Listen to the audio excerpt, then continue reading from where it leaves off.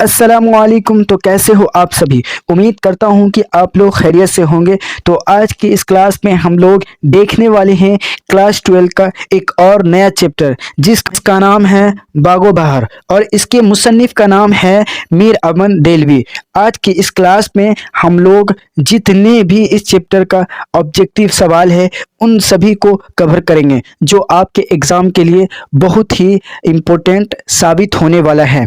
तो बिना देर किए वीडियो को शुरू करते हैं। तो चलिए देखते हैं पहला सवाल। सवाल नंबर 1, किस्सा चार दरवेशी के मुसन्निफ कौन हैं?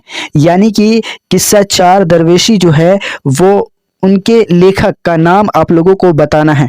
तो ऑप्शन ए है अमीर खुसरू, ऑप्शन बी है मिर्ज़ा मुज़ाहिर जाज़ा और ऑप्शन सी है खान अजरू और ऑप्शन डी है हसन दिलवी। तो इसका जो सही जवाब है ऑप्शन ए हो जाएगा, यानी कि अमीर खुसरू जो है किस्सा चार दरवेशी के मुसन्निफ है, लेखक है, निगार है। तो चलिए अगला सवाल देख लेते हैं। सवाल नंबर 2 है किस्सा चार दरवेशी का तर्जमा मीर अमन के अलावा किसने किया था? यह है रजब अली बेग सरवर और ऑप्शन बी है अता हुसैन तहसीन और ऑप्शन सी है मुल्ला वजी और ऑप्शन डी है वली दकनी।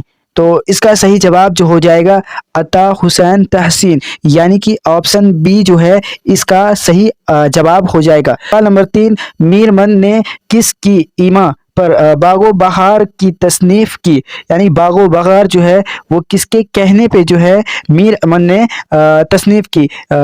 तो आपके सामने ऑप्शन है, ऑप्शन ए डॉक्टर जॉन कलक्रस्ट, ऑप्शन बी है पादरी बखान और ऑप्शन सी है बहादुर अली हसनी और ऑप्शन डी है इनमें से कोई नहीं। तो इसका सही ऑप्शन ऑप्शन ए हो जाएगा, यानी कि डॉक्टर जॉन कलक्रस्ट। तो अगला सवाल है सवाल नंबर 4, उर्दू की पहली अदबी दास्तां की नसादही कीजिए। यानी कि उर्दू के अदबी पहली यानी उर्दू के पहली दास्तां का नाम बताना है। तो आपके सामने ऑप्शन है, ऑप्शन ए सबेरस, ऑप्शन बी फसाना आज़ाद, ऑप्शन सी है बागो बहार, ऑप्शन डी है फसाना अजायब। तो इसका जो जवाब हो जाएगा ऑप्शन ए, यानी कि सबेरस। सबेरस जो है उर्दू की पहली दास्तां है। तो चलिए अगला सवाल को देखते हैं। सवाल नंबर 5 है बागो बहार का ताल्लुक किस सिन्फ से है? तो ऑप्शन है नाविल, ऑप्शन बी अफसाना, ऑप्शन सी शाइया और ऑप्शन डी दास्तां। तो बागो बहार जो है वो दास्तां है। तो इसका सही जवाब जो हो जाएगा यानी कि डी। तो चलिए अगला सवाल को देखते हैं। अगला सवाल है सवाल नंबर 6, बागो बहार में कितने दरवेशी के किस्से बयान किए गए हैं? तो आप लोगों को बखूबी मालूम है कि बागो बहार में 4 दरवेशियों के किस्से बयान किए गए हैं। कितने दरवेशी के? तो 4 दरवेशी के किस्से बयान किए गए। तो इसका जो सही जवाब हो जाएगा ऑप्शन सी, यानी कि 4। तो चलिए अगला सवाल को देखते हैं। सवाल नंबर 7 है किस्सा आज़ाद वक्त किस किताब का हिस्सा है? यानी कि किस्सा आज़ाद वक्त है वो किस किताब का हिस्सा है वो आप लोगों को बताना है। तो ऑप्शन ए है फसाना अजायब, ऑप्शन बी बागो बहार, ऑप्शन सी सबेरस, ऑप्शन डी है आराइस महफिल। तो इसका जो जवाब हो जाएगा ऑप्शन बी, यानी कि बागो बहार जो है वो किस्सा आज़ाद वक्त का किताब का हिस्सा है। तो चलिए अगला सवाल को देखते हैं। सवाल नंबर 8 है किस्सा गोई की कदीम नस्री सिन्फ को क्या कहते हैं? तो आपके सामने ऑप्शन है दास्तां और नाविल या अफसाना या इनमें से कोई नहीं। तो आप लोगों को मालूम है कि किस्सा गोई की कदीम नस्री सिन्फ को दास्तां कहते हैं। तो इसका सही ऑप्शन ऑप्शन ए हो जाएगा, यानी कि दास्तां। तो चलिए अगला सवाल को देखते हैं। सवाल नंबर 10 है किसकी ख्वाहिश पर मीर अमन बागो बहार जैसी किताब का तर्जमा की? क्रस्ट के ख्वाहिश पर मीर अमन ने किताब बागो बहार का तर्जमा किया था। तो इसका सही ऑप्शन ऑप्शन बी हो जाएगा, यानी कि जॉन कलक्रस्ट। तो चलिए अगला सवाल को देखते हैं। सवाल नंबर 11, फोर्ट विलियम कॉलेज कहाँ कायम किया गया? यानी कि फोर्ट विलियम कॉलेज जो है फोर्ट विलियम कॉलेज वो कहाँ बनाया गया था? तो वो जो है आपके कलकत्ता में बनाया गया था। तो इसका सही जवाब जो हो जाएगा ऑप्शन ए, यानी कि कोलकाता। तो चलिए अगला सवाल देखते हैं। सवाल नंबर है किस सिन्फ में माफूकुल फित्री अनासिर की कार फरमाई होती है? तो आपके सामने ऑप्शन है, ऑप्शन ए दास्तां, ऑप्शन बी इंशाइया, ऑप्शन सी अफसाना और ऑप्शन डी नाविल। तो इसका सही जवाब जो हो जाएगा वो ऑप्शन ए, यानी कि दास्तां। माफूकुल फित्री अनासर की फरमाई जो होती है वो दास्तान में होती है। तो अगला सवाल है सवाल नंबर 13, मीर अमन देलवी से कौन सी नसरी किताब मंसूब है? तो मीर अमन देलवी जो है वो वो इनका जो जवाब जो हो जाएगा ऑप्शन बी, यानी कि बागो बहार जो है वो मीर अमन देलवी की किताब से मंसूब है। तो चलिए अगला सवाल को देखते हैं। सवाल नंबर 14 है, मुल्क सादिक से शहजादे का वालिद का क्या रिश्ता था?